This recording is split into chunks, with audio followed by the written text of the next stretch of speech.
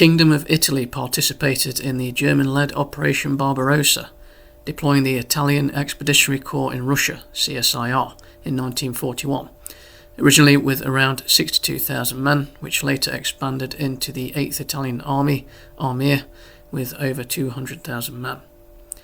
The Italians were assigned to the southern sector of the Eastern Front, particularly along the Don River, tasked with holding a wide defensive front alongside German, Romanian and Hungarian forces.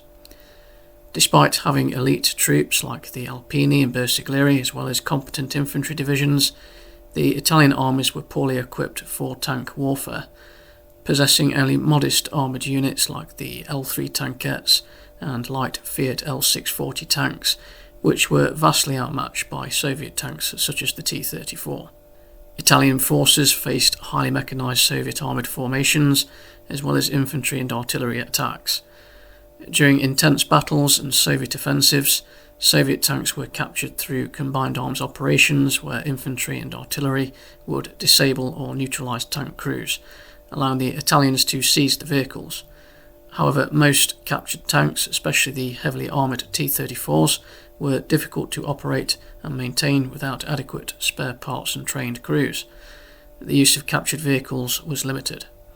There is no evidence that Italians utilised any of the captured Soviet tanks, no records detailing combat history in Italian service, no numbers of Soviet models in any detailed historic archives.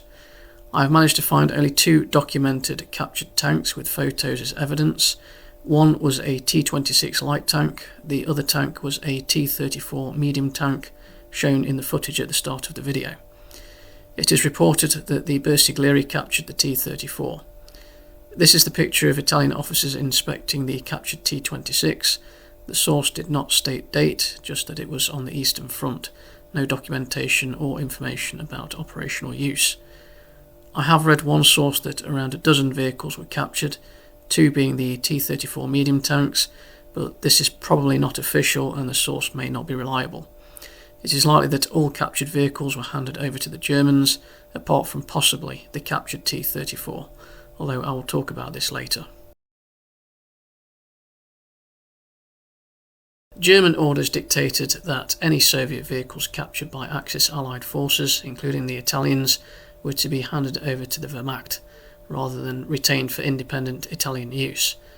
This was part of broader German control over captured vehicles and equipment on the Eastern Front to ensure centralised management, repair and deployment of captured Soviet tanks and equipment. The Wehrmacht had more extensive logistics, maintenance and training systems for these vehicles, which made it difficult for smaller Axis allies like Italy to effectively utilise them independently.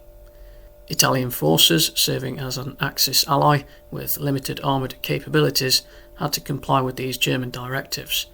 Despite capturing Soviet tanks during combat, Italians were generally required to transfer operational vehicles to German units. This compliance was enforced through the chain of command. Italian commanders had little choice but to follow orders due to the hierarchical nature of the Axis alliance on the Eastern Front. As a result, the use of captured tanks by Italian forces seemed to only occur once, and this might have been experimental or symbolic.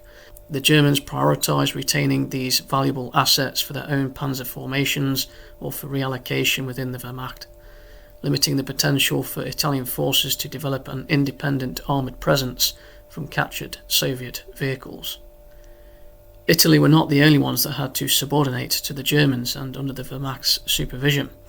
Romania and Hungary were other smaller Axis nations whose forces on the Eastern Front had to adhere to German directives with regard to captured vehicles. Hungary was able to use some captured Soviet vehicles, including T-34 tanks, on the Eastern Front, primarily because of its relatively greater armoured capability and more developed efforts to integrate captured equipment into its forces. Unlike Italy, which had very limited armoured resources and faced stringent German control, Hungary pursued programs to rebuild and supplement its armoured forces with both German-supplied tanks and captured Soviet vehicles. Hungarian forces captured several Soviet armoured vehicles during combat, including around 10 T-34 medium tanks, as well as various light tanks including the BT-7 and T-26. While many captured vehicles were difficult to maintain due to lack of spare parts and ammunition, Hungary made some use of these tanks in their armoured units. Hungary's somewhat more developed armoured units, such as their 1st Armoured Division, incorporated captured vehicles alongside German tanks like the Panzer 38T. This made Hungary somewhat more autonomous in vehicle usage compared to Italy. In contrast, Italy had weaker armoured forces with light tanks like the L640 and L335s under the Almir, and had limited logistical and maintenance capacity.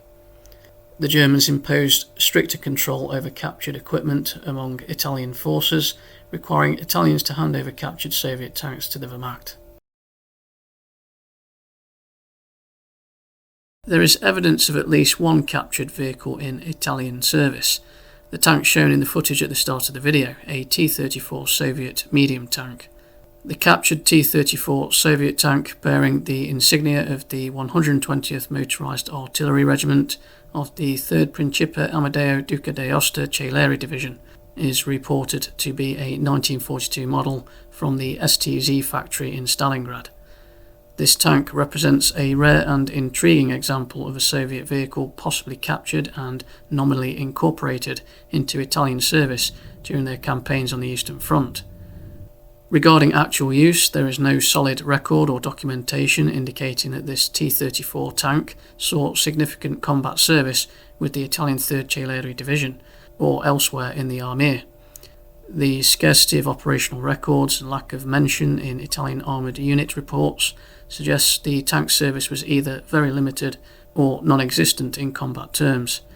One source claims that the captured T-34 was classed as a command tank and not used for combat, eventually being destroyed by Soviet forces.